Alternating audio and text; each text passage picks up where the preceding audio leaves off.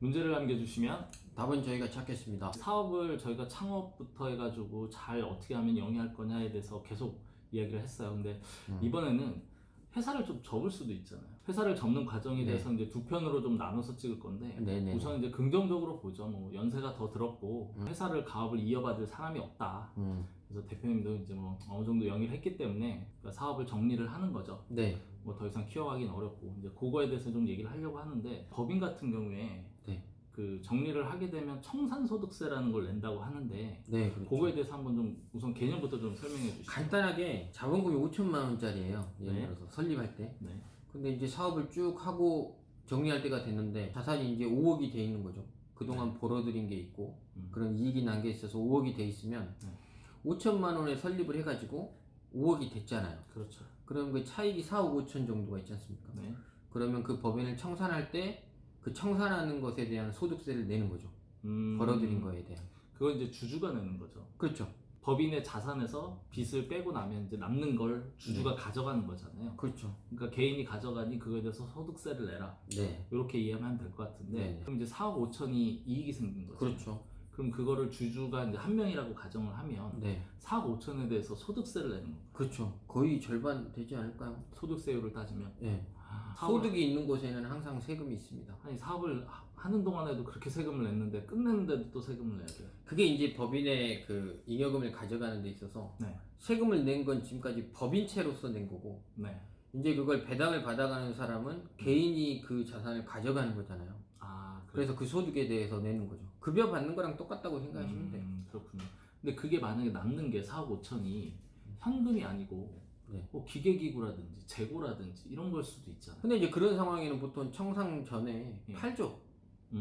팔아서 다 끝내야죠. 아, 그래요? 네. 그럼 이제 본격적으로 이제 아까 예를 들었던 5천만 원짜리 회사가 5억이 됐다. 네. 주주는 4억 5천의 이익을 받았다. 네. 자, 어떻게 하면 절세가 돼요? 근데 이제 이게 핵심인데 네.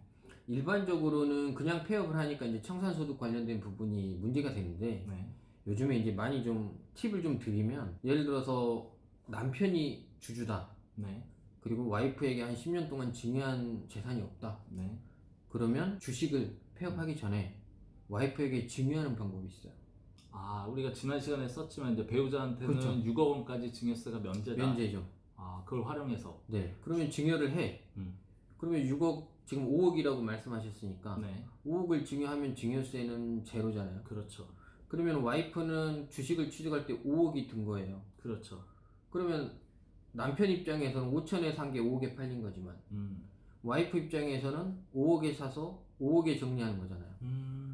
그러면 소득세는 없죠. 그렇죠. 지난 시간에도 한번 이제 영상에 찍었지만 주식 같은 경우에는 바로 증여하고 매각을 하더라도 그에 대한 5년 이익이 없다. 기간 같은 게 없어요. 그렇죠. 부동산은 5년이라는 부동산은 기간이 있죠. 필요하지만 네. 아, 그걸 이용하면 되겠네요. 네.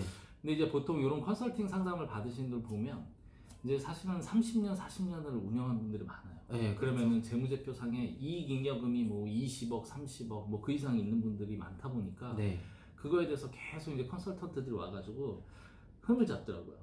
아, 이거 어떻게 하시려고 그러냐. 나중에 뭐 30억이라는 이익잉여금 있으면 세금이 뭐 아까 말씀하신 대로 청산소득세 따지면 뭐 10억을 내야 된다. 뭐 현금 있냐. 그렇죠. 그러면서 한 여러 가지 얘기를 하는데 지금 얘기한 대로 한 5억 정도라면 이제 배우자 증여를 활용하면 될 것 같은데 네. 만약에 그 이상 뭐 10억, 20억, 30억 이렇게 청산소득이 많다면 네. 어떤 방법을 해요? 근데 그런 경우에는 네. 단편적으로 말씀드리긴 좀 힘든 게 방금 말씀드린 방법도 활용을 해야 되고 물론 또 배당도 좀 해야 되고 네.